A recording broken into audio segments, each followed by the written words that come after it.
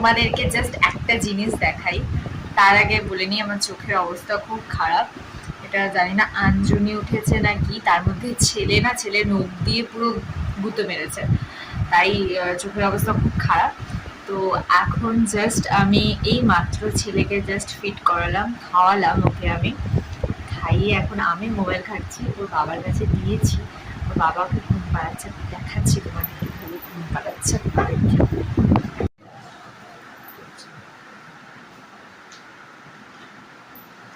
এখানে পুরো ছেলে ড্যাবডেবিয়ে তাকিয়ে আছে, আর ওর বাবা ওকে ঘুম পাড়ানোর চেষ্টা করছে, দেখা যায় কতটা সাকসেসফুল হয়।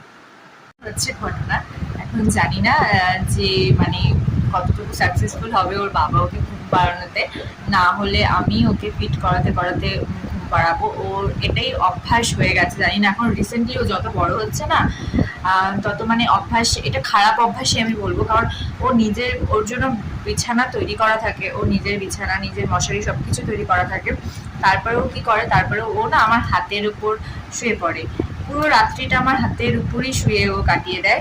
আর মানে ফিট করুক যা না করুক, ও ওরকম ভাবেই শোবে।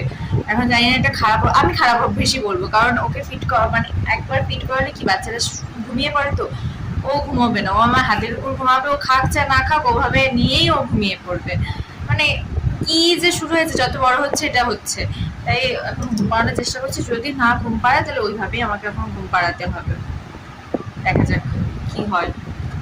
না, আর ওর বাবার কাছে গেলেও প্রচুর প্রচুর পরিমাণে বাচ্চামো শুরু করে, মানে এই করবে উঠে দাঁড়াবে, মানে কি যে করে ও নিজেই জানে। তো দেখা যাক, আমি বিছানা মোটামুটি কমপ্লিট, শুধু ওর বিছানা কমপ্লিটই আছে, এখন আমাদের মশারিটা টাঙাবো, না আমি না, আমার বডি টাঙাবে আর কি, ঘুমোবে। ও যে পরিমাণে ড্যাবডেবিয়ে তাকিয়ে আছে এইদিকে, ও ঘুমোবে। যাই হোক, দেখা যাক, সবে 12টা বাজে, এখনো রাত্রি যে হবে সেটা আমিও জানি না, কেউ জানে না, শুধুমাত্র ওই জানে। ওর সিস্টেমে যখন রাত হবে তো তখনই ঘুমোবে, ওরকমের অপেক্ষা করি। আর দেখতেই পাচ্ছে চোখের কি অবস্থা, এত বাচ্চামো শুরু করছে। ঘুমোবে না, ও ঘুমোবে না, বাথরুমও শুরু করেছে তো,